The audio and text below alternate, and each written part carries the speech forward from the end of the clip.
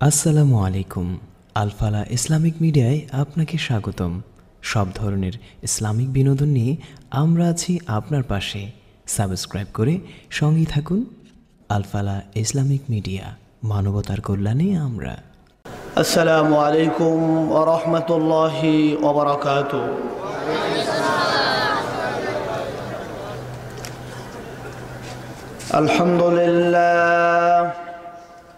আলহামদুলিল্লাহ নাহমাদুহু ওয়া নাস্তাঈনুহু ওয়া নাস্তাগফির ওয়া নাউযু বিল্লাহি মিন শুরুরি আনফুসিনা ومن سيئات أعمالنا من يهد الله فلا مضل له ومن يضلله فلا هادي له ونشهد أن لا إله إلا الله وحده لا شريك له ونشهد أن سيدنا وحبيبنا ومولانا محمدا عبده ورسوله أرسله بالحق بشيرا ونذيرا وداعيا إلى الله بإذنه وسراجا وقمرا منيرا فقد قال الله تعالى في كلامه المجيد والفرقانه الحميد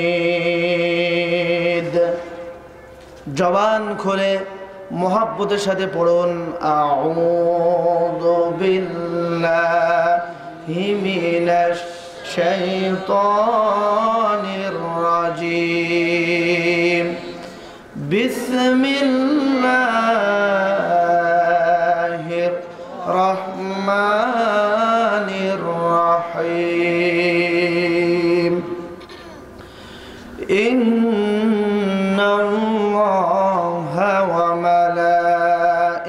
ملائكته يصلون على النبي يا أيها الذين آمنوا صلوا عليه وسلموا تسليما اللهم صل على محمد وعلى آل محمد كما صليت على إبراهيم وعلى آل إبراهيم إنك حميد مجيد اللهم بارك على محمد وعلى آل محمد كما باركت على إبراهيم وعلى آل إبراهيم إنك حميد مجيد لا إله إلا الله لا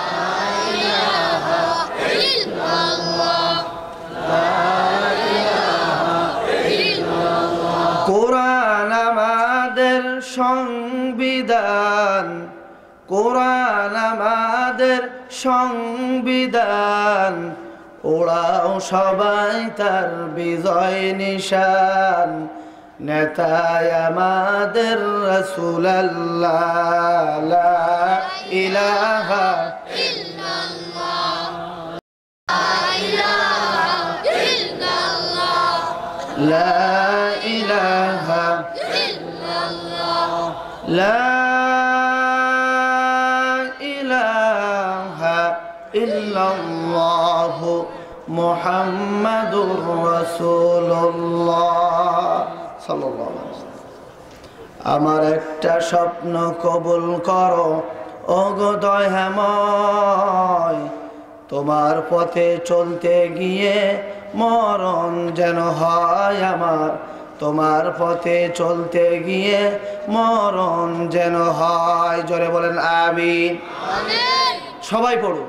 আমার একটা স্বপ্ন কবুল করো ওগো দয়াময়, তোমার পথে চলতে গিয়ে মরণ যেন হয় আমার, তোমার কথা বলতে গিয়ে না পাই ভয়। আমি অটল যেন থাকতে পারি আল কোরআনের সাথে, ধৈর্য নিয়ে ডাকতে পারি দিন কায়েমের পথে।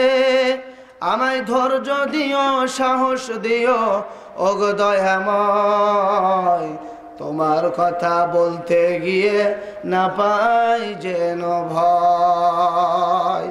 তোমার পথে চলতে গিয়ে মরণ যেন হয় আমার, তোমার পথে চলতে গিয়ে মরণ যেন হয়। জোরে বলেন আমিন। আলহামদুলিল্লাহ।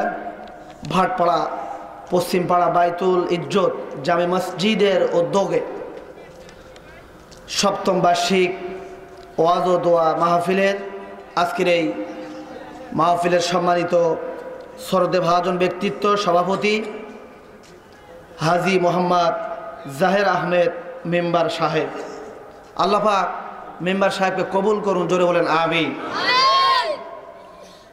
মঞ্চে বসে আছেন, আমার আগে আপনাদেরকে কোরআন এবং হাদিসের আলোকে অত্যন্ত মধুর কণ্ঠ দিয়ে বিষয়ভিত্তিক আলোচনা পেশ করেছেন কুমিল্লার সন্তান, সুমধুর কণ্ঠস্বর, তরুণ উদীয়মান ব্যক্তিত্ব, জামিয়া কাসিমার ছাত্র হযরত মাওলানা মাহবুবুর রহমান সরকার। আল্লাহ পাক ভাইকে কবুল করুন, দ্বীনের জন্য, ইসলামের জন্য আল্লাহ কবুল করুন। জোরে বলেন আমিন। আরও যারা আসর থেকে নিয়ে এই পর্যন্ত যারা কথা বলেছেন, আল্লাহ পাক সকলকে হায়াতে তৈয়বা দান করুন। জোরে বলেন আমিন। সামনে বসে আছেন আজকের এই তাফসীর মাহফিলের, আজকের এই মাহফিলের প্রধান আকর্ষণ মুসলিম তাওহীদি জনতা, মুরব্বিয়ান ইকরাম, যুবক ভাইয়ারা, ছোট কুচিকাচা ছাত্র বন্ধুরা, পর্দার আড়ালে সম্মানিতা মা এবং বোনেরা, প্রিয় কুমিল্লাবাসী, আসুন আমরা সর্বপ্রথম ওই মহান আল্লাহ পাকের দরবারে লাখ কোটি শুকর গুজার করছি যে আল্লাহ পাক আমাদেরকে এই বর্তমান বিশ্বে মুসলমানদের যে সময়টা নির্যাতন, নিপীড়ন, কষ্টদায়ক, সারা বিশ্বে মুসলমানদের উপরে বিভিন্ন ষড়যন্ত্রণা, আমাদের দেশেও ষড়যন্ত্রণা, দেশে এবং বিদেশে। আর এই কনকনে শীতের মধ্যে আল্লাহ পাক আপনাকে আমাকে দূর দূরান্ত থেকে দুনিয়ার সমস্ত ঝামেলাকে মুক্ত করে আরামের ঘুম হারাম করে দিয়ে এই গভীর রজনী পর্যন্ত আসা, বসা, বসে থাকার শোনার মন মানসিকতা যে আল্লাহ পাক আপনাকে আমাদেরকে দিলেন, ওই মহান মনিবের দরবারে আমরা কৃতজ্ঞতা জানাই, শুকর গুজার করছি। মনের আবেগটুকু সবটুকু উজাড় করে দিয়ে কুমিল্লার বাতাস মুখরিত করে আমরা মহান আল্লাহর দরবারে, রবের দরবারে তার শুকর গুজার করছি।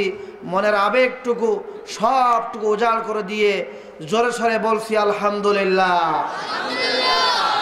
আর জোরে বলেন আলহামদুলিল্লাহ। আল্লাহু আকবার। লা ইলাহা ইল্লাল্লাহু মুহাম্মাদুর রাসূলুল্লাহ। আল্লাহুম্মা ইন্নী আসআলুকাল হুদা ওয়াত তুকা ওয়াল আফাফা ওয়াল গিনা। জোরে বলেন আমিন। আপনারা আজকের এই মাহফিলে আসতে পেরে আপনারা খুশি না বেজার?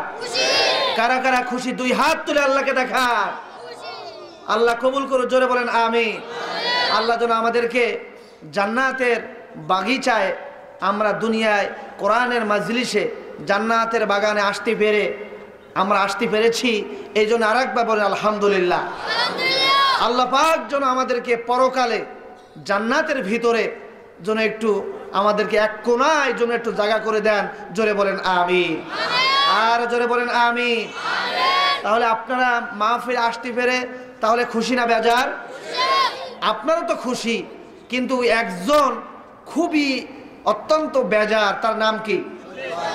আরো জোরে বলুন। শয়তান। শয়তান আমাদের বন্ধু না শত্রু? আরো জোরে। শয়তান হচ্ছে দুই প্রকার। যদি বলুন কয় প্রকার? জিনদের ভিতরে এক প্রকার, আর মানুষদের ভিতরেও আর এক প্রকার। মানুষদের ভিতরে যে শয়তানগুলি আছে আশপাশে এবং আমাদের ভিতরেও থাকতে পারে, তারা কি খুশি না বেজা? জোরে বলুন। বেজা। তাদের কলিজা শান্তি নাই। যে কোরআনের মাহফিল, কোরআনের কথা বলা হবে, বিশ্বনবীর হাদিসের কথা বলা হবে, তারা এটা সহ্য করতে পারে না। এটা হলো শয়তানের কাজ। জোরে বলুন ঠিক না বেঠিক? আর জোরে বলুন ঠিক না বেঠিক? আমার বন্ধুগণ, আপনারা শয়তানের সাথে মোকাবেলা করতে রাজি আছেন তো? জান মাল শক্তি দিয়ে রাজি আছেন তো? আপনারা শয়তানের সাথে মোকাবেলা করতে যদি আপনারা পারি, তাহলে আমরা কামিয়াব হব। জোরে বলুন ঠিক কিনা? আরো জোরে বলুন ঠিক কিনা? আমার বন্ধুগণ, আমরা এক আল্লাহর কোরআন শুনতে এসেছি। জোরে বলুন কি শুনতে? আরো জোরে, আরো জোরে। কোরআন শুনতে এসেছি। এই পৃথিবীর কোনো নেতা নেত্রীর, এই পৃথিবীর কোনো মানব রচিত কিতাবের বা গল্প গুজব, কোনো কাহিনা কিচ্ছা, গান বাজনা আমরা শুনতে আসি নাই। আমরা এসেছি আমাদের মালিক যিনি, আসমান মালিকের সৃষ্টিকর্তা যিনি, এই পৃথিবীর সর্বশ্রেষ্ঠ মহাগ্রন্থ আল কোরআন। জোরে বলুন ঠিক কিনা? আর জোরে বলুন ঠিক কিনা? কোরআন নাজিলের পর থেকে নিয়ে আজকের আগ পর্যন্ত কোরআন যারা শুনতে এসেছে, এই শোনাওয়ালাদের ভিতর থেকে তিন শ্রেণীর লোক বের হয়ে গেছে। জোরে বলুন কয় শ্রেণী? আরো জোরে বলুন কয় শ্রেণী? তিন শ্রেণী। তিন শ্রেণীর রেজাল্ট কি কোরআন শোনার পরে? আপনারা শুনতে রাজি আছেন? জোরে বলুন রাজি আছে? আমার বন্ধুগণ, প্রথম নম্বর শ্রেণী হচ্ছে আপনারা যারা শুনতে এসেছেন, আপনাদের মতন মুমিন মুসলমান, কোরআনের কাছে যখন আল্লাহর বান্দা মুমিনগুলি যখন আসে, কোরআনুল কারীমের তেলাওয়াত যখন শোনে, কোরআনুল কারীমের কথাগুলি যখন শোনে, তখন ওই আল্লাহর বান্দা মুসলমানদের মুমিনদের অন্তরটা কেঁপে ওঠে। জোরে বলেন আল্লাহু আকবার। তারা ভাবতে থাকে এখানে অন্য কারোর কথা বলা হচ্ছে না, স্বয়ং মহান আল্লাহ পাকের কথা বলা হচ্ছে। এই জন্যই তারা মনোযোগ দিয়ে শুনতে থাকে, আর তাদের হৃদয়টা কেঁপে ওঠে, পশমগুলি দাঁড়িয়ে যায়, আর তাদের ঈমান বৃদ্ধি পেতে থাকে। আর তারা সর্বদা সব সময় একমাত্র আল্লাহর উপরে তাওয়াক্কাল ভরসা করতে থাকে। জোরে বলুন ঠিক কিনা? আমাদের তাওয়াক্কাল ভরসা কার উপরে? আরো জোরে। পিছন থেকে বলেন কার উপরে? আল্লাহর উপরে। তাহলে আপনারা কি প্রথম নম্বর কোয়ালিটি মুমিনদের সাথে থাকতে রাজি আছেন? কারা কারা রাজি আছেন? দুই হাত তুলে আল্লাহকে দেখান।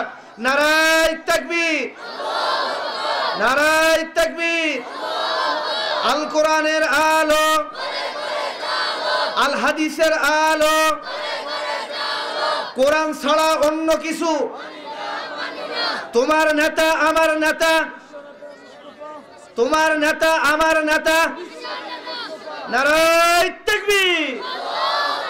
আল্লাহ কবুল করুন। জোরে বলেন আমিন।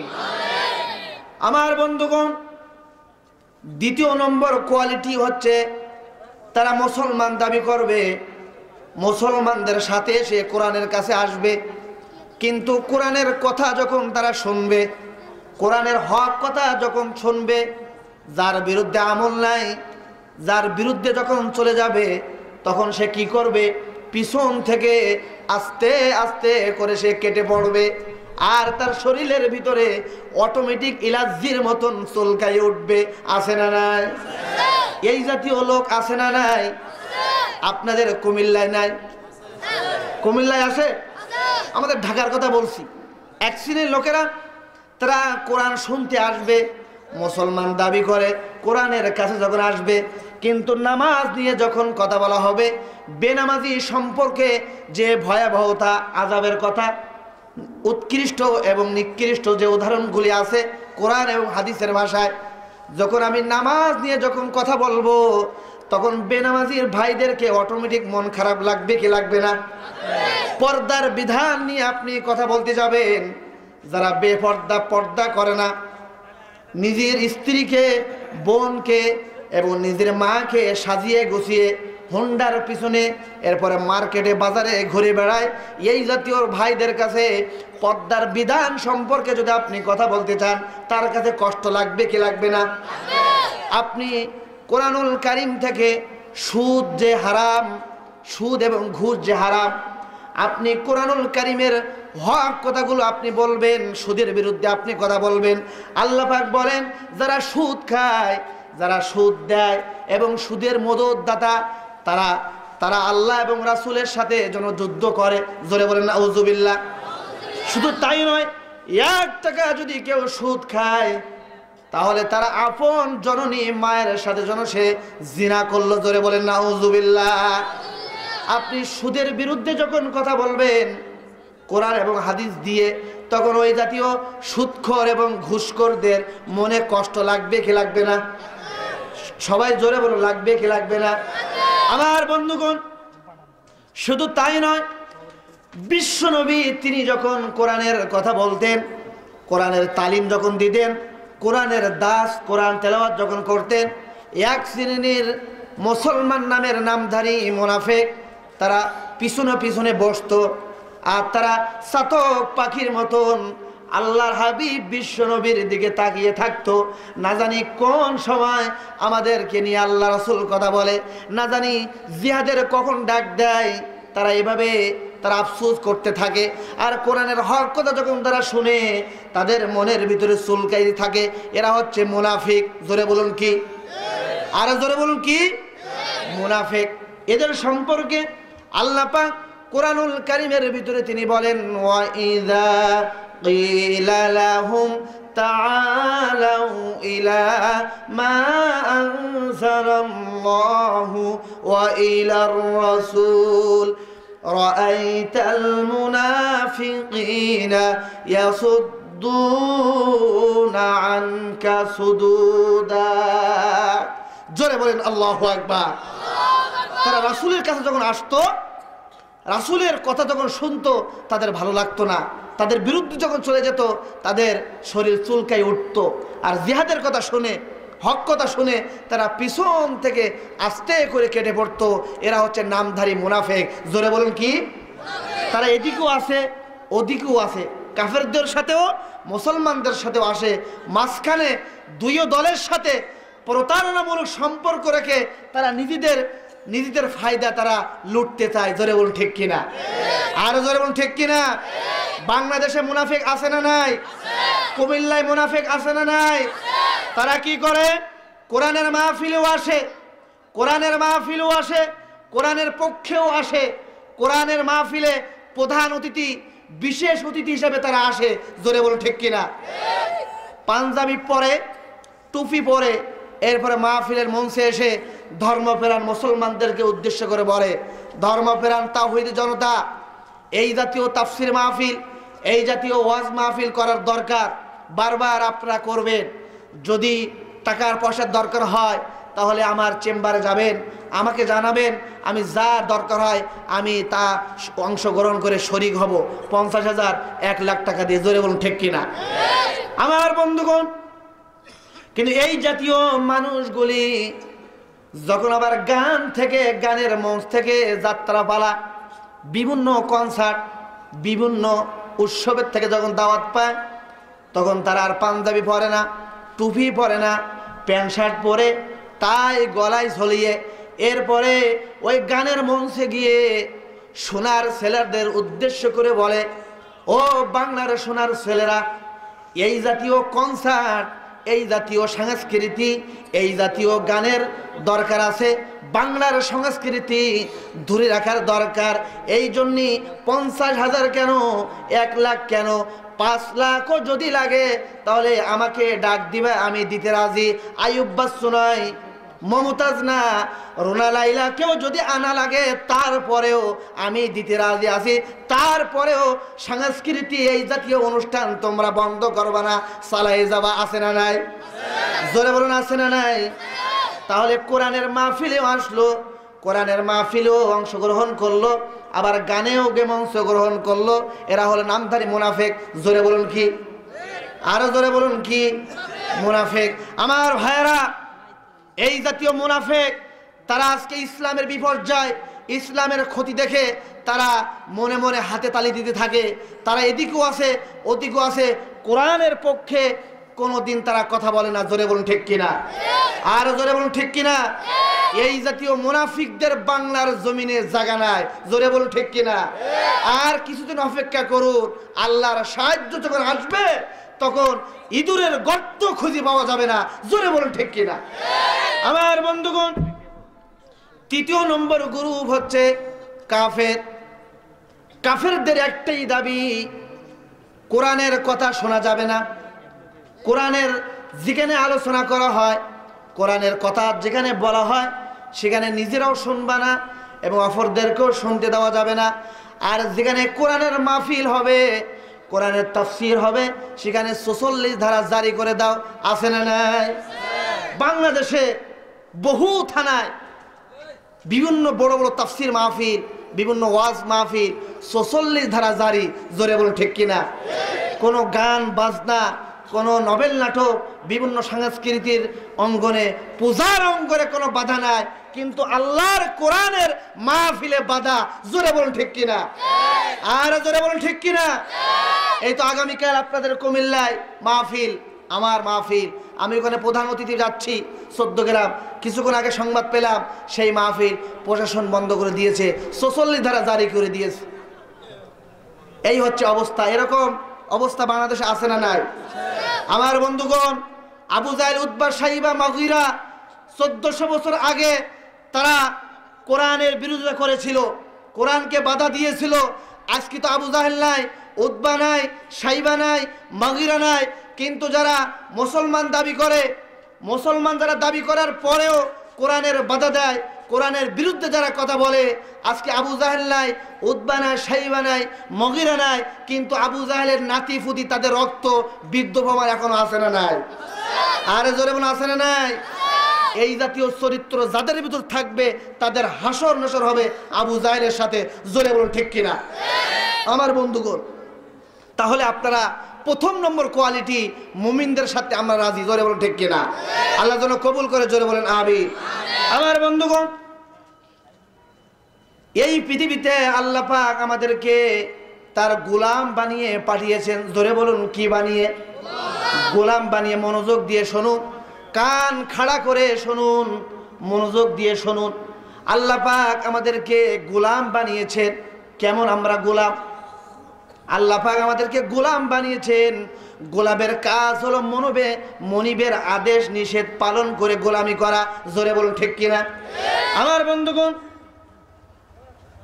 গোলাম বলতে বোঝা যায়, আমরা যখন মাহে রমজানের রোজাগুলি রাখি, সকাল থেকে নিয়ে মাগরিব পর্যন্ত আমরা রোজা রাখি, এই রোজার মাধ্যমে আমরা গোলামি করি কার? আর জোরে বলুন কার? আল্লাহর গোলামি করি। যার টাকা হয়েছে সে হজ করতে যায় মক্কায়, এই যে হজ করতে গেল, এই গোলামি করলো কার?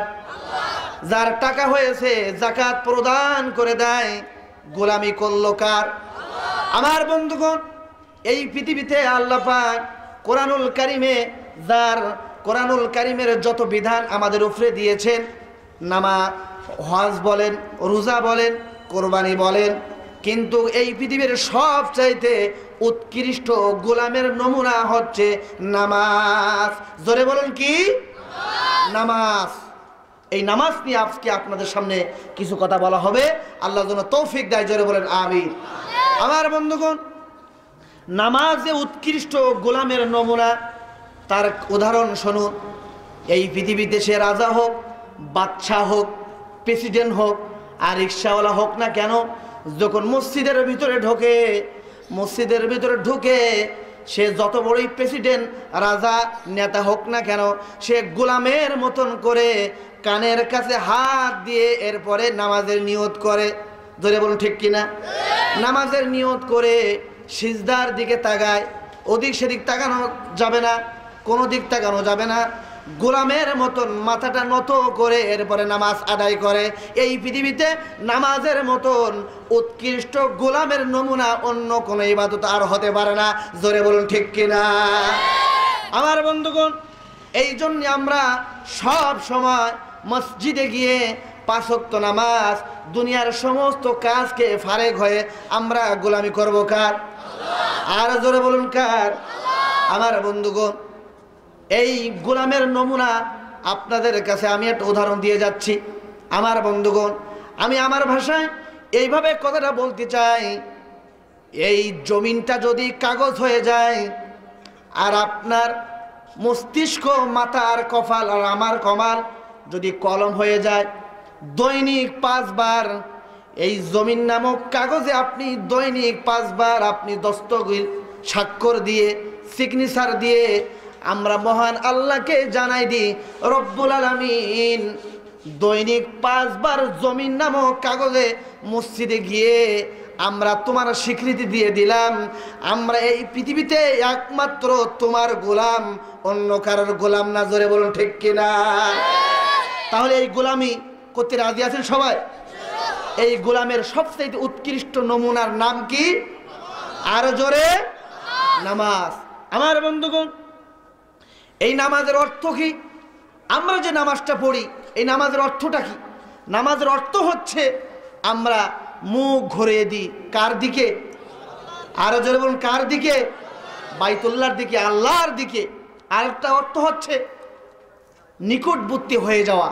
একজন আল্লাহর গোলাম যখন নামাজে দাঁড়িয়ে যায় তখন আল্লাহ তাআলার নিকটবর্তী হয়ে যায়। জোরে বলুন সুবহানাল্লাহ। কার নিকটবর্তী হয়ে যায়? আপনাকে আল্লাহর নিকটবর্তী হতে চান? তাহলে আল্লাহর নিকটবর্তী হতে হলে আমাদেরকে গোলামের মাধ্যমে মসজিদে ঢুকে আমাদেরকে সিজদায় পড়তে হবে। জোরে বলুন ঠিক কিনা? আর জোরে বলুন ঠিক কিনা? আমার বন্ধুগণ, শুধু তাই নয়, আপনি যদি নামাজ আদায় করেন তাহলে আপনি স্বয়ং আল্লাহ তার নিকটবর্তী হয়ে যাবেন। যেমন হযরতে ইব্রাহিম আলাইহিস সালাতু সালাম তিনি বলেছিলেন, ইন্নী ওয়াজ্জাহতু ওয়াজহিয়া লিল্লাযী ফাতারাস সামাওয়াতি ওয়াল আরদি হানিফাও ওয়া মা আনা মিনাল মুশরিকিন। জোরে বলেন আল্লাহু আকবার। হযরতে ইব্রাহিম আলাইহিস সালাতু সালাম আমাদের জাতির পিতা। জোরে বলুন ঠিক কিনা? আমাদের জাতির পিতার নাম কি? আরো জোরে? ইব্রাহিম আলাইহিস সালাতু সালাম। কোরআনুল কারীম সাক্ষ্য, যদি ইব্রাহিম আলাইহিস সালাতু সালামকে বাদ দিয়ে কোনো মুসলমানের সন্তান যদি অন্য কোনো নেতাকে জাতির পিতা হিসাবে যদি মনে করে, তার ঈমান থাকে না। জোরে বলুন ঠিক কিনা? আরো জোরে বলুন ঠিক কিনা? আমাদের জাতির পিতা, মুসলিম মিল্লাতের জাতির পিতা কে? হযরত ইব্রাহিম আলাইহিস সালাতু সালাম। আল্লাহ পাক কোরআনুল কারীমের ভিতরে ঘোষণা দিয়েছেন কিনা? আল্লাহ পাক বলেন, মিল্লাতা আবিকুম ইব্রাহিমা ওয়া সাম্মাকুমুল মুসলিমিন। জোরে বলেন আল্লাহু আকবার। আমার বন্ধুগণ, হযরতে ইব্রাহিম আলাইহিস সালাতু সালাম তিনি বললেন, রব্বুল আলামিন আমি তোমার দিকে মুখ ঘুরিয়ে দিলাম, তোমার দিকে মুখ ঘুরিয়ে দিলাম, নিশ্চয় আমি তোমার দিকে মুখ ঘুরিয়ে দিলাম, যার হাতে আমার জীবন এবং মরণ, আসমান জমিনের মালিক যিনি, আমি তোমার দিকে মুখ ঘুরিয়ে দিলাম, আর আমি কাফের মুশরিকদের অন্তর্ভুক্ত না। জোরে বলেন সুবহানাল্লাহ। আমরাও যখন নামাজে দাঁড়িয়ে যাই নামাজে আমরা এই দোয়া পড়ি কি পড়ি না? আরো জোরে বলুন, পড়ি কি পড়ি না? আমার বন্ধুগণ, বিশ্ব নবী মুহাম্মদুর রাসূলুল্লাহ সাল্লাল্লাহু আলাইহি সাল্লামের কাছে প্রশ্ন করলেন সাহাবীরা, ইয়া রাসূলুল্লাহ, ইয়া হাবিবাল্লাহ, বান্দা কখন আল্লাহর নিকটবর্তী হয়ে যায়? তখন বিশ্বনবী বললেন, বান্দা যখন সিজদায় লুটে পড়ে, সিজদায় যখন জায়নামাজে যখন সিজদা দিয়ে যায়, তখন ওই বান্দার মাঝে আর আল্লাহর মাঝে কোনো হিজাব থাকে না, কোনো পর্দা থাকে না। বান্দা স্বয়ং আল্লাহর নিকটবর্তী হয়ে যায়। কোন সুবহানাল্লাহ। আমার ভাইয়েরা, এই নামাজ, এই সিজদা কখন থেকে আমাদেরকে দিতে হবে? বিশ্ব নবীর কাছে প্রশ্ন করা হলো। বিশ্ব নবী তিনি উত্তর দিলেন, যদি কোনো কাফের মুশরিক মাগরিবের নামাজের আগ মুহূর্তে যদি সে ঈমান আনে, কালেমা গ্রহণ করে, ইসলামে যদি প্রবেশ করে, বিশ্ব নবী বলেন তার সর্বপ্রথম কাজ হলো কালেমা তয়্যিবা উচ্চারণ করে পড়ে ইসলাম গ্রহণ করার সাথে সাথে উযু করে গোসল করে ওই মাগরিবের নামাজটা জামাতে আদায় করে দেওয়া। জোরে বলুন ঠিক কিনা? সর্বপ্রথম আল্লাহর হুকুম আহকাম ঈমান আনার পর নামাজ। জোরে বলুন ঠিক কিনা? আমার বন্ধুগণ, এই নামাজ যদি আপনি আদায় করতে পারেন, নামাজ যদি আপনি আদায় করে যেতে পারেন, তাহলে হাসরের মাঠে, কিয়ামতের মাঠে আল্লাহ পাক আপনাকে সম্মান দিয়ে দিবেন। জোরে বলেন সুবহানাল্লাহ। হাসরের মাঠে যখন কোটি কোটি মানুষগুলি যখন উঠবে, আল্লাহ পাক সমস্ত হাসরবাসীদেরকে উদ্দেশ্য করে ডাক দিয়ে বলবেন, ও হাসরবাসীরা, তোমরা দুনিয়াতে কে কে আমার গোলামি করেছো? গোলামি যারা করেছো, একটা গোলামির নমুনা সিজদা দিয়ে এই হাসরের ময়দানে তোমরা আমাকে দেখাও। আমার বন্ধুগণ, আল্লাহ পাক কোরআনুল কারীমের ভিতরে তিনি বলেন, ইয়াউমা ইউকশাফু আন সাকিউ ওয়া ইউদআউনা ইলাস সুজুদি ফালা ইয়াস্তাতিউন। একটা সিজদা করে আমাকে দেখাও। আমার বন্ধুগণ, আল্লাহর যে সমস্ত বান্দাগুলি এই শীতের রজনীতে, কনকনে শীতের মধ্যে, যখন এই মসজিদে যখন আজান হয়ে যায়, ফজরের নামাজের উদ্দেশ্যে আরামের ঘুম হারাম করে দিয়ে কম্বল লেপ সব ত্যাগ করে ঠান্ডা পানি দিয়ে উজু করে যখন নামাজ আদায় করছিল, এই জাতীয় মুসল্লিগুলি, এই জাতীয় নামাজি বান্দারা আল্লাহ তাআলার ওই হাসরের ময়দানে হুকুম পাওয়ার সঙ্গে সঙ্গে তারা সিজদায় লুটে পড়বে। জোরে বলেন সুবহানাল্লাহ। আমার বন্ধুগণ, আর যারা নামাজ পড়তো না, নামাজ পড়তো কিন্তু মনোযোগ হতো না, আল্লাহ পাক আদেশ দেওয়ার পরেও তারাও সিজদা দেওয়ার জন্য চেষ্টা করবে, কিন্তু হাজারবার চেষ্টা করেও তারা সিজদা দিতে পারবে না। আল্লাহ পাক তার মাজা এবং কোমরে, হাঁটুতে এমন সিস্টেম পয়দা করে দিবেন, হাজারবার চেষ্টা করার পরেও সে সিজদা দিতে পারবে না। জোরে বলেন নাউযুবিল্লাহ। লাঞ্ছিত হবে, অপমানিত হবে, এরপরে তাকে জাহান্নামের আগুনের ভিতরে নিক্ষেপ করা হবে। জাহান্নামে যখন যাবে, জাহান্নামের ফেরেশতাগুলি তাকে ডাক দিয়ে বলবে, ও মুসলমানের সন্তান, তুমি তো মুসলমানের সন্তান ছিলা, কিন্তু আজকে জাহান্নামে আসলা কেন? আমার বন্ধুগণ, তখন ওই বেনামাজি মুসলমানের সন্তানগুলি ডাক দিয়ে বলবে, ইয়াতাসাআলুনা আনিল মুজরিমিন মা সালাকাকুম ফি সাকর। কেন জাহান্নামে আসলা? তোমরা তো মুসলমানের সন্তান ছিলা। আমার বন্ধুগণ, বেনামাজি ব্যক্তিগুলি, মুসলমানের সন্তানগুলি তারা বলবে, ক্বালু লাম নাকু মিনাল মুসাল্লিনা ওয়া লাম নাকু নুতঈমুল মিসকিন। মুসলমান ছিলাম কিন্তু আমরা নামাজ আদায় করতাম না, এই জন্য আজকে আমরা জাহান্নামে এসেছি। জোরে বলুন ঠিক কিনা? আমার বন্ধুগণ, সমাজের ভিতরে আজান যখন হয়ে যায়, এক শ্রেণীর মানুষগুলি মসজিদের ভিতরে ঢোকে, আর এক শ্রেণীর মানুষগুলি দোকানে, বাজারে, বাড়ি ঘরে, টিভি, সিনেমার সাথে বসে থাকে কি থাকে না? জোরে বলুন, থাকে কি থাকে না? আমার ভাইয়েরা, মসজিদের মিনার থেকে মুয়াজ্জিনের মাধ্যমে আপনাকে আমাকে ডাক দেওয়া হয় দৈনিক 5 বার। জোরে বলুন, কয়বার? কল্যাণের জন্য, হিদায়াতের জন্য। মুয়াজ্জিন বলেন, হাইয়া আলাস সালাহ, বান্দারে নামাজের দিকে আসো। মসজিদের দিকে আসো, নামাজের দিকে আসো, সালাতের দিকে আসো।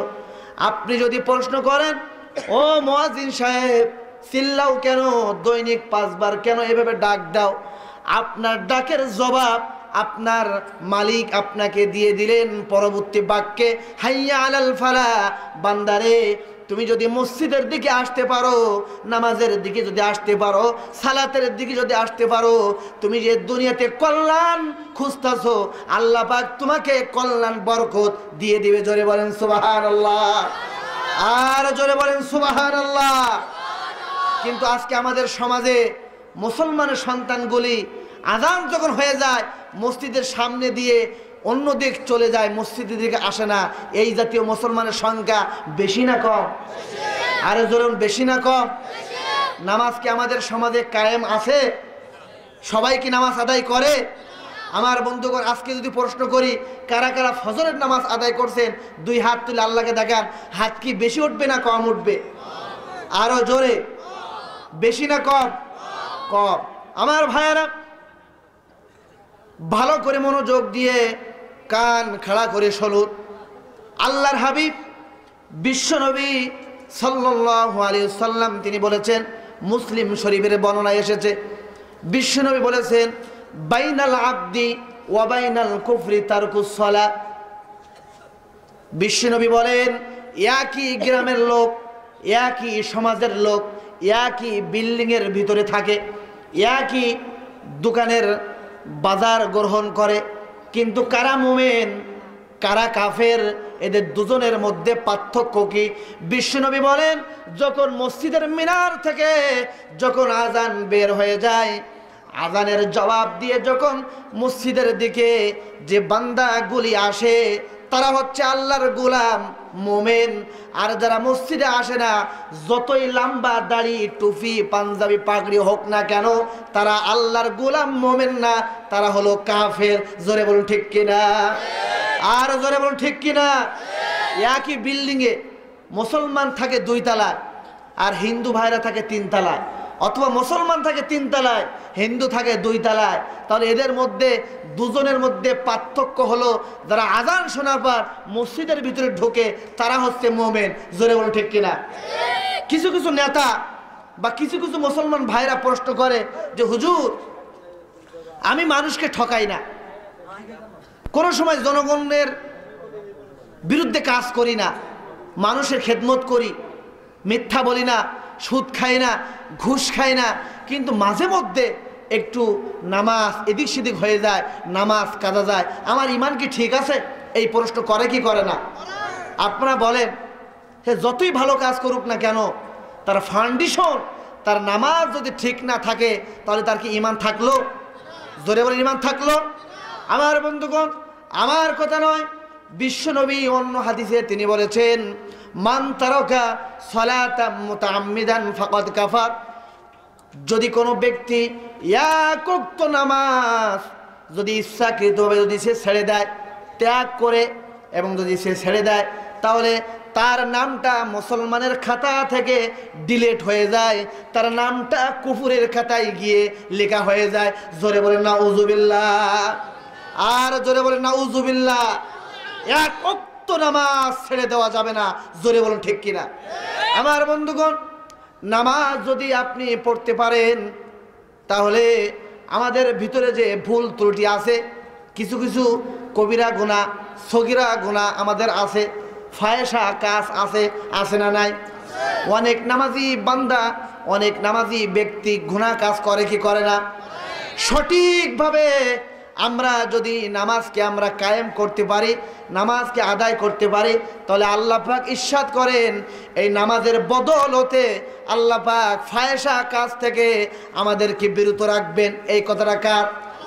আল্লাহ পাক কোরআনুল কারীমের ভিতরে 21 নম্বর পারায় একবার শুরুতে তিনি বলেন, উতলু মা উহিয়া ইলাইকা মিনাল কিতাবি ওয়া আকিমিস সালাহ ইন্নাস সালাতা তানহা আনিল ফাহশাই ওয়াল মুনকার। কার কথা? আরে জোরে বলুন, কার কথা? নিঃসন্দেহে নামাজ মানুষদেরকে গুনাহ কাজ ফাহেসা কাজ থেকে বিরত রাখে। কথাটা কার? আর জোরে বলুন কার? আমার ভাইয়েরা, আজকের পৃথিবীর মানুষদের দিকে তাকান। আমরা সহ প্রত্যেকটা মানুষের চিন্তা চেতনার দিকে লক্ষ্য করেন। সকালবেলা ঘুম থেকে ওঠার পর থেকে রাত্রে বিছানায় বালিশে মাথা দেওয়া পর্যন্ত প্রত্যেকটা মানুষের একটাই চিন্তা চেতনা, কিভাবে ভালো খাওয়া যায়, কিভাবে ভালো থাকা যায়, কিভাবে ভালো জায়গাতে গ্রহণ করা যায়। জোরে বলুন ঠিক কিনা? সন্তানদেরকে কিভাবে ভালো তাদের লাইফটা সাজানো যায়, আগামী বছর কিভাবে আরো ভালো থাকতে পারি। যার 2 তলা বিল্ডিং সে চেষ্টা করে কিভাবে 3 তলা করা যায়। জোরে বলুন ঠিক কিনা? আমার বন্ধুগণ, কোনো নিষেধ নাই। আল্লাহর মদত, আল্লাহর রহমত খোঁজার জন্য কোনো নিষেধ নাই, কিন্তু আল্লাহর মদত, আল্লাহর রহমত, আল্লাহর বরকত কখন আসবে? আল্লাহ পাক কোরআনুল কারীমের ভিতরে তিনি ইরশাদ করেন, বনী ইসরাইলদেরকে ইরশাদ করে তিনি বলেছিলেন, ও বনী ইসরাইলা, তোমরা যদি আমার মদত পেতে চাও, আমার রহমত যদি পেতে চাও, আমার বরকত যদি পেতে চাও, তাহলে তোমরা কি করো? মানুষদেরকে ভালোর দিকে নিয়ে আসো, ভালোর দিকে নিয়ে আসো। মানুষদেরকে যদি ভালোর দিকে আনতে পারো তাহলে আমার মদত তোমরা পাবে। সত্য হলো একটা, তোমাদেরকে নামাজ কায়েম করতে হবে। নামাজ যদি কায়েম করতে পারো তাহলে আমি আল্লাহর মদত তোমাদের জন্য অবধারিত হয়ে যাবে। জোরে বলেন সুবহানাল্লাহ, আর জোরে বলেন সুবহানাল্লাহ। আমরা আল্লাহর মদত চাই কি চাই না? আল্লাহর মদত যদি আমরা চাই তাহলে গোলামি করতে হবে কার? সেই গোলামের উৎকৃষ্ট নমুনার নাম কি? জোরে বলুন নামাজ। 1 ওয়াক্ত নামাজ ত্যাগ করা যাবে না। জোরে বলুন ঠিক কিনা? আর জোরে বলুন ঠিক কিনা? আমার বন্ধুগণ, এই নামাজের মাধ্যমে ইমাম নির্বাচন আপনারা করেন, নেতা নির্বাচন করেন। ভালো করে মনোযোগ দিয়ে শুনুন। মসজিদে যখন ইমাম নিয়োগ দেন, ইমামকে আপনারা ইন্টারভিউ নেন, ইমামের মাথা থেকে পা পর্যন্ত শরীয়তের বিধান, রাসূলের সুন্নাহ ঠিক আছে না নাই, এই ইন্টারভিউ আপনারা নেন কি নেন না? আরো জোরে বলুন। ইমাম শরীয়তের বিধান মানে কিনা, ইমাম সত্য কথা বলে কিনা, সব কিছু আপনারা কিন্তু দেখে দেখে নেন। মাইক্রোস্কোপ যন্ত্র দিয়ে আপনারা দেখেন ইমামের স্ত্রী পর্দায় থাকে কিনা, সুদের সাথে লেনদেন আছে কিনা, বিভিন্ন কিছু আপনারা কিছু দেখে নেন। আমার বন্ধুগণ, মসজিদে 1000, 2000, 5000 মুসল্লিদের ইমাম নেওয়ার জন্য আপনারা ইমামের মাথা থেকে পা পর্যন্ত আপনারা ইন্টারভিউ নিয়ে আপনারা দেখে নেন। আমার বন্ধুগণ, এই ইমাম 5000, 2000 মানুষদেরকে নেতৃত্ব দিবে ইমাম হিসাবে। আমার বন্ধুগণ, এই ইমাম নামাজের মাধ্যমে নেতা নির্বাচন করায়, শেখায় নামাজ। এই সমাজের ভিতরে, একটা সমাজের ভিতরে উপজেলায় 5000 না, 10,000 না, লাখ লাখ মানুষ গ্রহণ করে, বসবাস করে, করে কি করে না? তাহলে আপনারা বলেন, একটা থানার ভিতরে, উপজেলার ভিতরে, জেলার ভিতরে একজন এমপি, একজন মন্ত্রী, চেয়ারম্যান, তাদেরকে আপনি মুসলমান হিসাবে তাদেরকে আপনি যাচাই বাছাই করছেন, তাদেরকে আপনি গ্রহণ করবেন। ইমামের 3000, 5000 জন্য যদি আপনি মাথা থেকে পা পর্যন্ত মাইক্রোস্কোপ যন্ত্র দিয়ে যদি আপনি দেখে নিতে পারেন, তাহলে ব্যক্তিটা সমাজের লাখ লাখ মানুষের নেতৃত্ব দিবে। সেই মানুষটা নামাজ পড়ে কি পড়ে না এটাও দেখার বিষয় আছে না নাই? আরে জোরে বলুন, আছে না নাই? আমার বন্ধুগণ, শুধু তাই নয়, মসজিদের ভিতরে ইমাম যখন নামাজ আদায় করে, ইমাম যদি রাসূলের বিধান অনুযায়ী যদি নামাজ আদায় না করে, ভুল যদি করে, তাহলে আপনারা পিছন থেকে লুকমা দেন কি দেন না? জোরে বলুন। লুকমা দেয় না মানে যারা কিছু পারে না তারা আরো জোরে লুকমা দেয়। জোরে বলুন ঠিক কিনা? আরো জোরে বলুন ঠিক কিনা? যে সুযোগ আজকে একটা পাইছি, হুজুরের ভুল হইছে, পিছন থেকে লুকমার কোনো অভাব পাওয়া যায় না। জোরে বলুন ঠিক কিনা? আমার বন্ধুগণ, আলহামদুলিল্লাহ, আপনি সচেতন নামাজি ব্যক্তি, এটা আপনার অধিকার। ইমাম যখন ভুল করবে আপনি লুকমা দিবেন, একবার ভুল করবে আপনি লোকমা দিবেন, সংশোধন হচ্ছে না। দুইবার ভুল করছে, আবার লোকমা দেন, সংশোধন হচ্ছে না। তিনবার ভুল করছে, আবার লোকমা দেন, তাও সংশোধন হচ্ছে না। আমার বন্ধুগণ, শরীয়তের বিধান হচ্ছে ওই ইমামকে বিদায় দিয়ে অন্য আরেকজন ইমাম ওখানে নিয়োগ দিয়ে দেন। জোরে বলুন ঠিক কিনা? আমার ভাইরা, এই কথার উপরে, এই যুক্তির উপরে আপনারা কি সবাই একমত? কারা কারা মত? দুই হাত তুলে আল্লাহকে দেখান। আমার আল্লাহ কবুল করুন, জোরে বলেন আমিন। আমার বন্ধুগণ, একটা মসজিদের ভিতরে 5,000, 3,000, 2,000, 7,000, 10,000 মানুষের ইমামতি করবে একজন ইমাম। সেই ইমামের ভুল হচ্ছে, বারবার লুকমা দিচ্ছেন কিন্তু সংশোধন হচ্ছে না।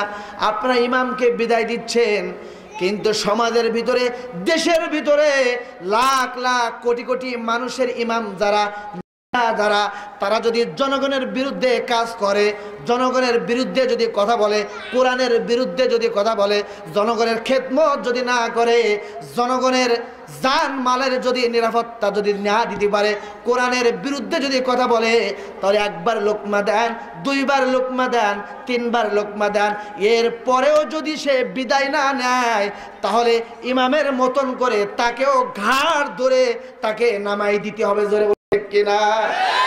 আর জোরে বলুন ঠিক কিনা? এই জাতীয় ইমাম তখন আর মানা যাবে না? যাবে? আরো জোরে বলুন যাবে?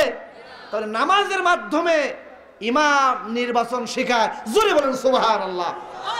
আর জোরে বলুন সুবহানাল্লাহ। আমার বন্ধুগণ, এই নামাজটা শুধু পড়লেই চলবে না। কোরআনুল কারীম আপনি খুলে দেখেন, ওলামা ইকরাম আছেন, কোরআনের অসংখ্য জায়গায় আল্লাহ পাক নামাজের কথা বলেছেন, ঈমান আনার পরেই নামাজের কথা। কিন্তু সমস্ত জায়গাতে আল্লাহ পাক নামাজকে কায়েম করা, নামাজকে প্রতিষ্ঠা করার কথাই বলেছেন। শুধুমাত্র এক জায়গায় বলেছেন নামাজ তোমরা আদায় করো, নামাজ তোমরা পড়ো।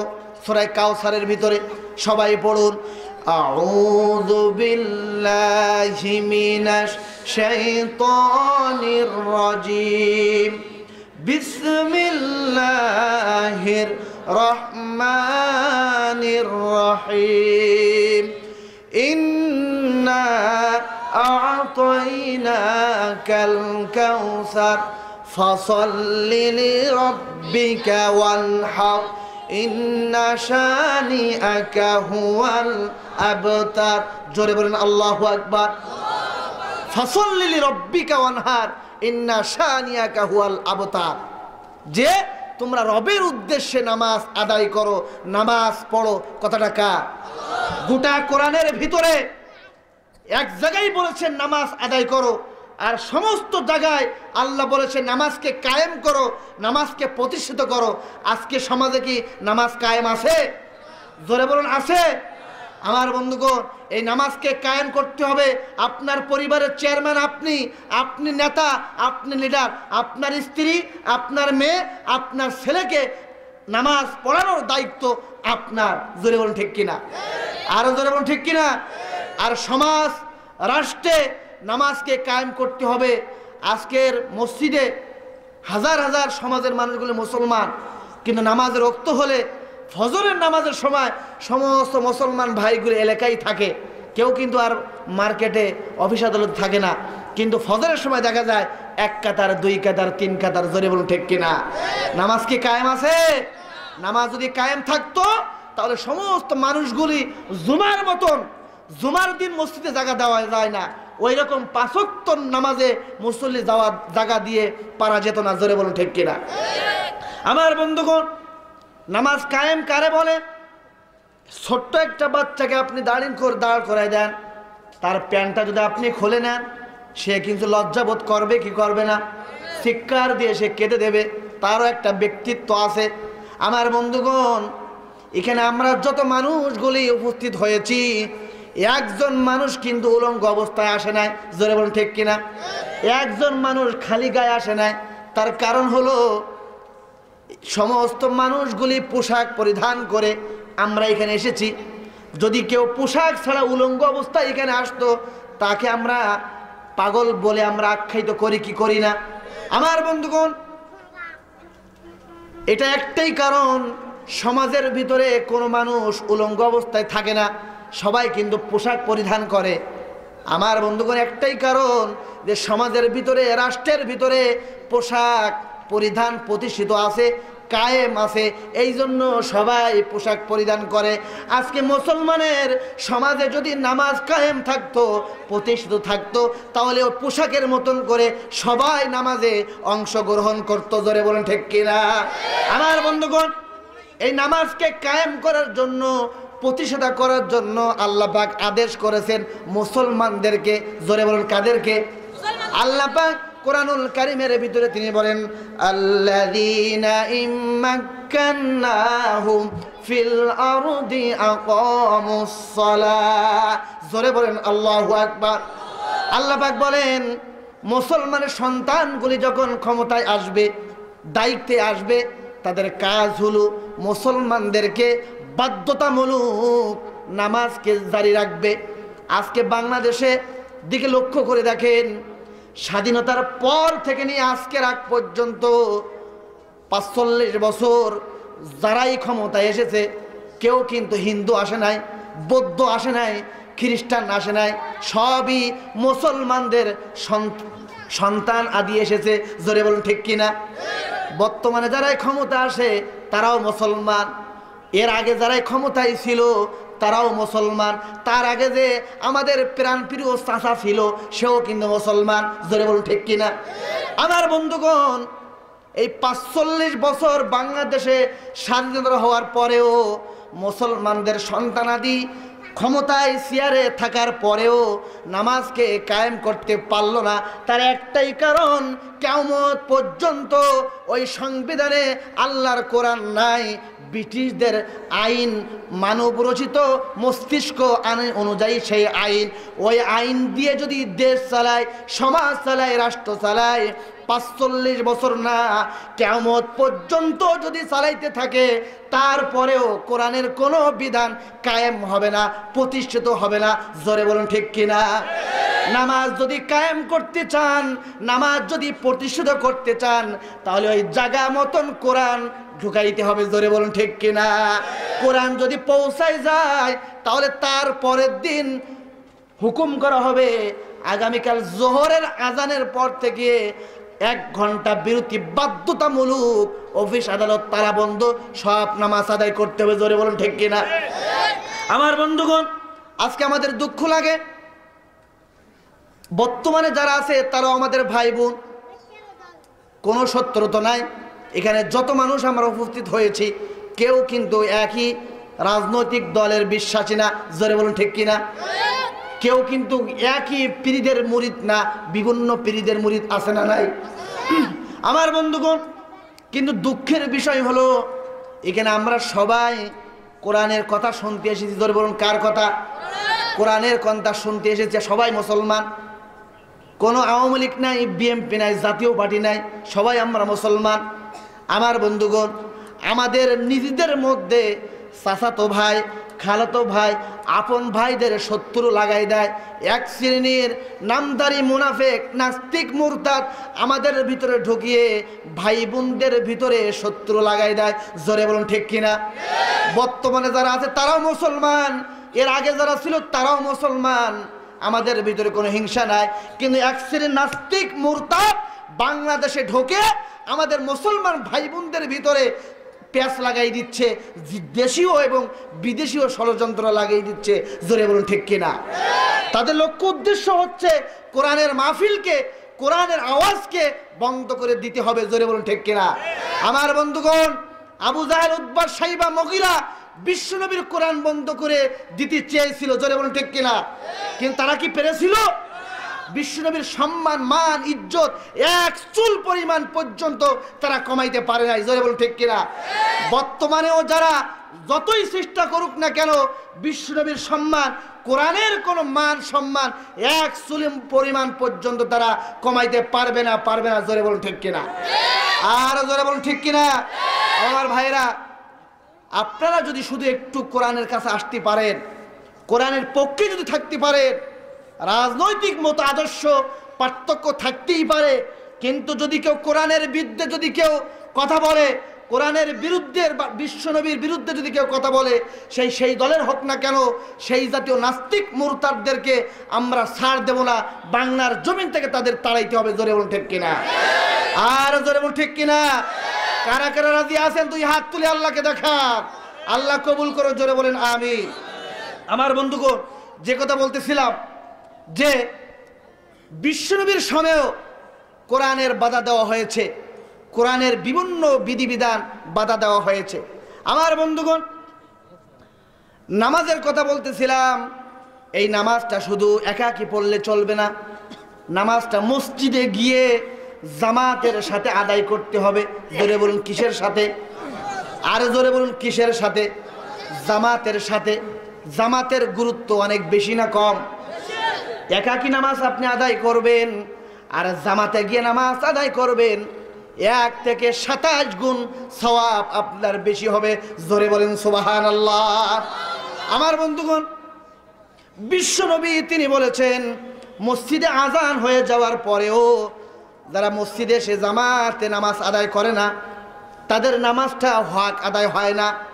বিশ্বনবী বলেছেন, যারা মসজিদে আজান হয়ে যাওয়ার পরেও যারা মসজিদে আসে না, আমার মন চায় মসজিদের ইমামতির দায়িত্ব আরেকজনকে দিয়ে তাদের ঘর বাড়িতে যদি মা বোনেরা এবং ছোট ছোট বাচ্চা কাচ্চা যদি না থাকে, তাহলে আমার মন চায় তাদের ঘর বাড়ি জ্বালিয়ে দিই।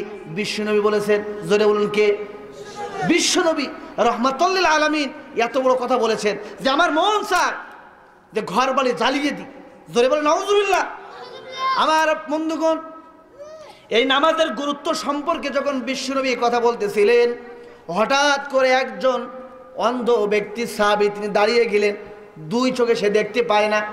দাঁড়িয়ে গিয়ে বললেন, ইয়া রাসূলুল্লাহ, ইয়া হাবিবাল্লাহ, আপনি যে নামাজের গুরুত্ব সম্পর্কে আপনি কথা বললেন, জামাতের গুরুত্ব, কিন্তু আমি তো অন্ধ ব্যক্তি, আমি তো অনেক সময় আসতে আমার সমস্যা হয়, সাথী সঙ্গী পাই না, আমার জন্য একটু ছাড় দেন, কোনো ছাড় আছে কিনা? বিশ্বনবী তাকে বললেন, ও অন্ধ, তুমি কি মসজিদের আজান কি তুমি শুনতে পাও? অন্ধ বললেন, ইয়া রাসূলুল্লাহ, আমি আজান শুনতে পাই। বিশ্বনবী বললেন, অন্ধ রে, মসজিদের আজান শুনবা আর আজানের জবাব দিয়ে মসজিদে এসে জামাতে নামাজ আদায় করবা। জোরে বলেন সুবহানাল্লাহ। একজন অন্ধকেও বিশ্বনবী ছাড় দেয় নাই 1 চুল পরিমাণ পর্যন্ত। আর আজকে আপনার আমার চোখের কোনো দৃষ্টির অভাব আছে? হাতের শক্তির কোনো অভাব আছে? আমরা যদি মসজিদে না আসতে পারি, কাল কিয়ামতের ময়দানে বিশ্বনবীর সামনে ওই অন্ধ উঠবে, আমরা উঠব, আমরা কি মুখ দেখাতে পারবো? আমরা কি চেহারা দেখাতে পারবো? তাহলে আমাদেরকে নামাজ আদায় করতে হবে জামাতের সাথে। কোথায় গিয়ে? আরো জোরে মসজিদে গিয়ে। রাজি আছেন তো ইনশাআল্লাহ? আমার বন্ধুগণ, আপনার প্রিয় নবী আমাদের বিশ্বনবীর দিকে তাকান। জীবনের শেষ নামাজটাও পর্যন্ত তিনি জামাত ত্যাগ করেন নাই। এমন অসুস্থ হয়ে গিয়েছেন, দাঁড়াতে পারেন না, হাঁটতে পারেন না।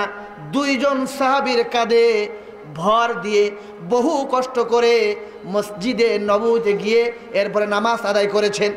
নামাজ আদায় করে খুতবা দিয়ে সাহাবীদেরকে লক্ষ্য করে বললেন, ও আমার সাহাবীরা, আজ থেকে এই মসজিদের সকলের দরজা বন্ধ হয়ে যাবে, শুধুমাত্র আবু বকরের দরজাটা খোলা থাকবে। জোরে বলেন সুবহানাল্লাহ। আল্লাহর নবী তিনি বললেন, এই পৃথিবীতে আল্লাহ পাক তার এক বান্দাকে জাগতিক সব সম্পদ দিতে চেয়েছিলেন, কিন্তু তার ওই বান্দা যাবতীয় সব সম্পদকে অপেক্ষা করে এক আল্লাহ তার মাবুদের সঙ্গে দেখা করার জন্য প্রস্তুতি গ্রহণ করেছেন। জোরে বলেন সুবহানাল্লাহ। আমার বন্ধুগণ, এই কথা বলার পর কেউ কিছু বুঝলো না, কিন্তু ভয় বিরুদ্ধ বয়স্ক মানুষ, জ্ঞান ও বিরুদ্ধ হযরতে আবু বকর সিদ্দিক রাদিয়াল্লাহু তাআলা আনহু তিনি চোখের পানি ছেড়ে দিলেন, কেঁদে কেঁদে তিনি অস্থির হয়ে যাচ্ছেন। সাথীরা প্রশ্ন করলেন, ও বন্ধু, বিশ্বনবী কার না কার কথা বলেছে, এই জন্য কাদার কি দরকার? আমার বন্ধুগণ, হযরতে আবু বকর সাথীদেরকে লক্ষ্য করে বললেন, ও আমার সাথীরা, আমরা দুনিয়াতে এসেছি, বিশ্বনবীকে পেয়েছি, বিশ্বনবী বলেছেন, এই পৃথিবীতে সমস্ত তার এক বান্দাকে জগতের সব সম্পদ আল্লাহ দিতে চেয়েছিলেন, কিন্তু তার ওই বান্দা সম্পদকে অপেক্ষা করে তার মাবুদের সঙ্গে দেখা করার জন্য প্রস্তুতি নিয়েছেন। তার মানে হলো আল্লাহর হাবিব, আল্লাহর নবী, বিশ্ব নবী এই দুনিয়া থেকে চির বিদায় নিয়ে চলে যাবেন। আমরা নবী থেকে এতিম হয়ে যাব। আমার বন্ধুগণ, বিশ্ব নবী এই অবস্থা নিয়ে, অসুস্থ শরীর নিয়ে ঘরের ভিতরে প্রবেশ করলেন, শুয়ে পড়লেন, কখনো হুশ কখনো বেহুশ। এর মধ্যে আজান হয়ে গেল। আজান হয়ে যাওয়ার পর মসজিদে বিশ্বনবীর ইমামতির জন্য সাহাবীরা অপেক্ষা করছেন, কিন্তু বিশ্বনবীকে না পেয়ে হযরতে আবু বকর সিদ্দিক রাদিয়াল্লাহু তাআলা আনহুর ইমামতিতে সাহাবীরা নামাজে দাঁড়িয়ে গেল। এর মধ্যে বিশ্বনবীর ঘুম ভেঙে গেল। বিশ্বনবী তার স্ত্রীকে আয়েশাকে ডাক দিয়ে বললেন, ও আয়েশা, এখন কোন সময়? হযরতে আয়েশা বললেন, ইয়া রাসূলুল্লাহ, ইয়া হাবিবাল্লাহ, মসজিদের ভিতরে আজান হয়ে গেছে। আজান হয়ে যাওয়ার পর নামাজের ওক্ত যখন হয়েছে, আপনাকে না পেয়ে আমার বাবার ইমামতিতে নামাজ আদায় করছে সাহাবীরা, কিন্তু সাহাবীরা নামাজের মধ্যে কেঁদে কেঁদে তারা অস্থির হয়ে যাচ্ছে। তাদের মনে ধারণা হয়েছে নবীদের পেছনে নামাজ পড়ার কিসমত থেকে জনমের মতন তারা যেন মাহরুম হয়ে যাচ্ছে। এই জন্য সাহাবীরা নামাজের মধ্যে কেঁদে কেঁদে অস্থির হয়ে যাচ্ছে। আমার বন্ধুগণ, আল্লাহর নবী বিশ্ব নবী হযরতে আয়েশাকে ডাক দিয়ে বলেন, আয়েশা, মসজিদের দরজাটা একটু খুলে দাও আর আমার মাথাটা একটু উঁচু করে ধরো, আমি নামাজের দৃশ্য একটু দেখতে চাই। বিশ্বনবীর মাথা উঁচু করে ধরা হলো, দরজাটা খুলে দেওয়া হলো। বিশ্বনবী নামাজের দৃশ্য দেখে আবার বালিশে মাথা রাখলেন। হযরতে আয়েশা বলেন, আমি লক্ষ্য করে দেখলাম বিশ্বনবী মসজিদে নববীর জামাতের দৃশ্য দেখে তার চোখ দিয়ে পানি ঝরে ঝরে তার বালিশ মোবারক ভেজে যাচ্ছে। জোরে বলেন আল্লাহু আকবার। আমার বন্ধুগণ, হযরতে আয়েশা বলেন, ইয়া রাসূলুল্লাহ, ইয়া হাবিবাল্লাহ, নামাজের দৃশ্য দেখে আপনার চোখে কেন পানি? হযরতে আয়েশার জবাবে বিশ্বনবী বললেন, ও গো আয়েশা, এটা কোনো দুঃখের পানি নয়, এটা কোনো কষ্টের পানি নয়। এই যে নামাজের জামাতের দৃশ্য আমি দেখলাম, এই নামাজকে কায়েম করতে গিয়ে আমি বিশ্বনবীর শরীর থেকে অনেক রক্ত ঝরেছে, আমি বিশ্বনবীর দান মুবারক শহীদ হয়েছে, হাজার হাজার সাহাবীরা জীবন দিয়েছে। আমার মনে হচ্ছে এটা তৃপ্তির পানি, এটা আনন্দের পানি। আমার মনে হচ্ছে কিয়ামত পর্যন্ত যে সমস্ত উম্মতগুলি এই দুনিয়াতে যারা আসবে, তারা এভাবে জামাতের সাথে তারা নামাজ আদায় করবে। জোরে বলেন সুবহানাল্লাহ। আয়েশা, এটা কোনো দুঃখের পানি নয়, এটা কোনো কষ্টের পানি নয়, এটা তৃপ্তির পানি। এই নামাজে এক সময় নামাজ পড়ার মতন কোনো পরিবেশ ছিল না, আযান দেওয়ার মতন কোনো পরিবেশ ছিল না, কিন্তু আমার রক্তের বিনিময়, আমার দানের মোবারকের বিনিময়, আমার সাহাবীদের জীবনের বিনিময় এই মক্কার জমিনে নামাজ কায়েম হয়ে গেছে। জোরে বলুন ঠিক কিনা? আমার মন বলছে কিয়ামত পর্যন্ত যে উম্মতগুলি আসবে, তারা এইভাবে করে করে তারা নামাজ আদায় করবে। জোরে বলুন ঠিক কিনা? আমার বন্ধুগণ, ইতিমধ্যে মালাকুল মউত চলে আসলো বিশ্বনবীর কাছে, মাথার কাছে। এই পৃথিবীতে যত পয়গম্বর নবী দুনিয়াতে এসেছেন, মৃত্যুর সময় শেষ কথাটা কি বলেছেন হাদিস সাক্ষী। কলিজার টুকরা সন্তানদের কথা বলে নাই, নাতিদের কথা বলে নাই, স্ত্রীদের কথা বলে নাই। প্রত্যেকটা নবী বলেছেন আসসালাত আসসালাত ওয়া মা মালাকাত আইমানুকুম, নামাজ, উম্মতের নামাজ। জোরে বলেন সুবহানাল্লাহ। তদ্রূপভাবে আপনার আমার নবী, তিনিও শেষ কথাটা কি বলেছেন মনোযোগ দিয়ে কান খাড়া করে শুনুন। বিশ্বনবী যখন শেষ মুহূর্তে বিদায় নিয়ে চলে যাবেন, কলিজার টুকরা মেয়ের কথা বলেন নাই, নাতিদের কথা বলেন নাই, জামাইদের কথা বলেন নাই, বিশ্ব নবী তিনি নিজেও কথা বলেছেন, আসসালাত আসসালাত ওয়া মা মালাকাত আইমানুকুম, নামাজ উম্মতের নামাজ। জোরে বলেন সুবহানাল্লাহ। এই নামাজ ছেড়ে দিও না আমার বন্ধুগণ। যে আল্লাহ পাক কোরআনুল কারীমের অসংখ্য জায়গায় নামাজের কথা বলেছেন, বিশ্বনবী নামাজের জন্য রক্ত দিলেন, জীবন দিলেন নামাজকে কায়েমের জন্য, জীবনের শেষ কথাটাও বলেছেন নামাজের জন্য। কিন্তু আজকের বাংলার মুসলমান এত কিছু জানার পরেও নামাজ আদায় করে না। জোরে বলুন ঠিক কিনা? আর জোরে বলুন ঠিক কিনা? নামাজ আদায় করে না। আর আমরাও যারা করি, আমরা যারা নামাজ আদায় করি, আমাদের ভিতরে অনেকের নামাজ সহি শুদ্ধ হয় না। জোরে বলুন ঠিক কিনা?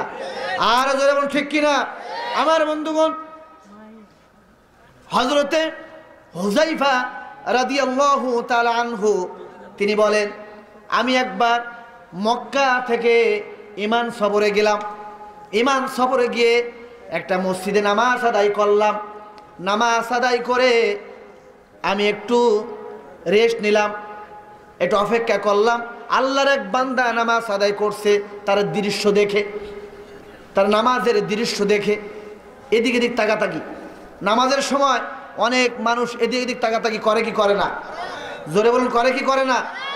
যদি একটা মশা পায় বসে থাকে, তার মশার মারের আওয়াজে মসজিদের ভিতরে অন্য মুসল্লির নামাজ ডিস্টার্ব হয় কি হয় না? আরো ধরুন হয় কি হয় না?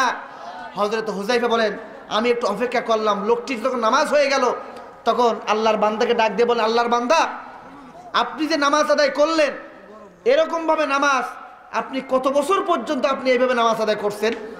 তখন হযরতে হুযায়ফা রাদিয়াল্লাহু তাআলা আনহুর জবাবে আল্লাহর বান্দা লোকটি বললেন যে প্রায় 40 বছর আমি এভাবে করে নামাজ আদায় করছি।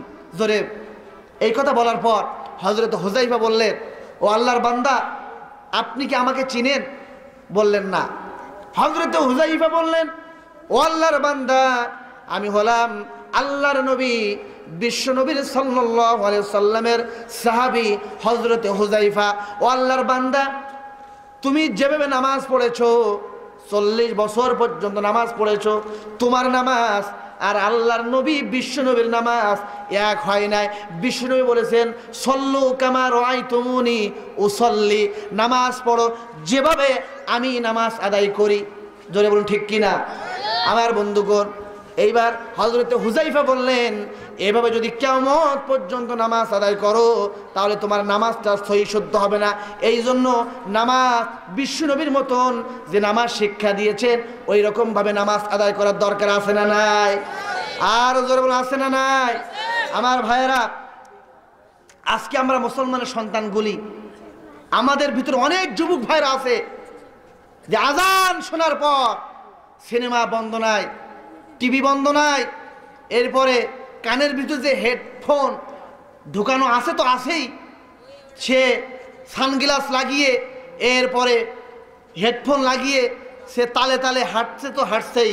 জোরে বলুন ঠিক কিনা? আজানও শোনে না, মসজিদ পাওয়ার পরেও ব্যাকও করে না। করে কি করে না? এরকম লোক আছে না নাই? বহু আছে। আমার বন্ধুগণ, শান্তি যতদিন পর্যন্ত নামাজকে প্রতিষ্ঠিত না হবে, নামাজকে সুন্দর না হবে, নামাজকে বাস্তবায়ন না হবে নিউ মানবতার সাথে, ততদিন পর্যন্ত মুসলমানদের শান্তি আসবে না। জোরে বলুন ঠিক কিনা? আর জোরে বলুন ঠিক কিনা? আমার বন্ধুগণ, এই জন্য আপনারা 5 ওয়াক্ত নামাজ পড়বেন তো ইনশাআল্লাহ? কারা কারা পড়বেন? 2 হাত তুলে আল্লাহকে দেখার, আর সবাই জিকির করুন, লা ইলাহা ইল্লাল্লাহ। আরো জোরে, লা ইলাহা ইল্লাল্লাহ, লা ইলাহা ইল্লাল্লাহ, লা ইলাহা ইল্লাল্লাহু মুহাম্মাদুর রাসূলুল্লাহ সাল্লাল্লাহু আলাইহি ওয়াসাল্লাম। আমার ভাইয়েরা, সিনেমার সামনে বসে ঘন্টার পর ঘন্টা সময় কেটে যায়, খেলাধুলো করার সময় ঘন্টার পর ঘন্টা সময় কেটে যায়, কিন্তু আল্লাহ পাক যে আপনাকে আমাকে সময় দিলেন, দিনের ভিতরে 24টা ঘন্টা, 24টা ঘন্টার ভিতরে 5 ওয়াক্ত নামাজ পড়তে লাগে মাত্র 1 ঘন্টা। জোরে বলুন কয় ঘন্টা? 1 ঘন্টা সময় যদি আমরা নামাজের মাধ্যমে না দিতে পারি, তাহলে আল্লাহর কাছে কি জবাব দেওয়া যাবে? জোরে বলুন যাবে?